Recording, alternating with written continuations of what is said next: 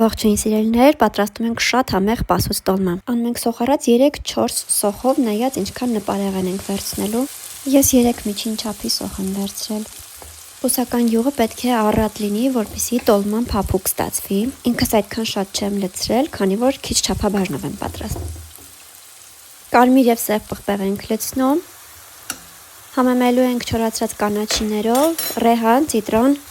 ավելացնում ենք տոմատի մածուկ։ Ասեմ, որ պասուց տոլման իմ ամենասիրելիներից լինելուց բացի նաև շատ հագեցնող է, հարուստ տարբեր վիտամիններով։ Այս ընթացքում պատկերացրեք ինչ անասելի անուշ բույր է տարածվում տանը։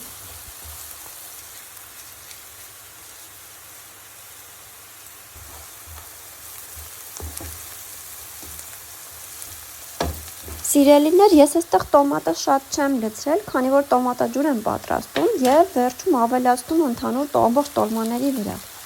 Դա եւս տեսանյութում երևում է։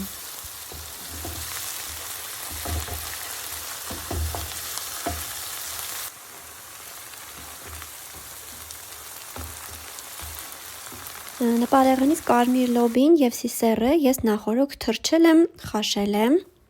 Հիմա հերթով ավելացնենք ընդհանուր տարայի մեջ։ Ես նպարեղենից վերցրել եմ ամենքից 100-150 գրամ, միայն բրինձն եմ շատ քիչ ավելացրել, 2-3 ճաշի գթալ։ Ասեմ, որ բլղուրը նույնպես նախապես թրջել եմ։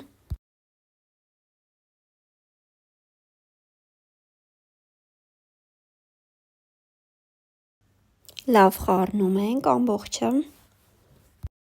Եվ չմոռանանք իհարկե ավելացնել աղ։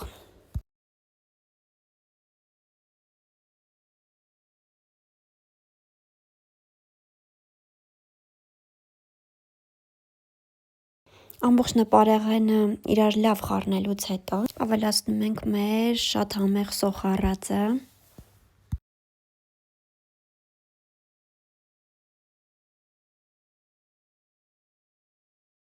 Իհարկե նորից մի լավ խառնում ենք, որպեսզի ամբողջը միասեռ դառնա, համերը բոլորը խառնվեն։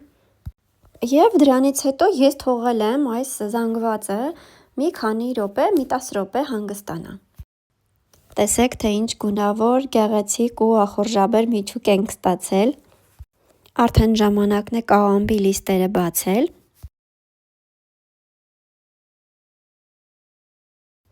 Եվ առատորեն լցնել մեր համեղ միջուկը։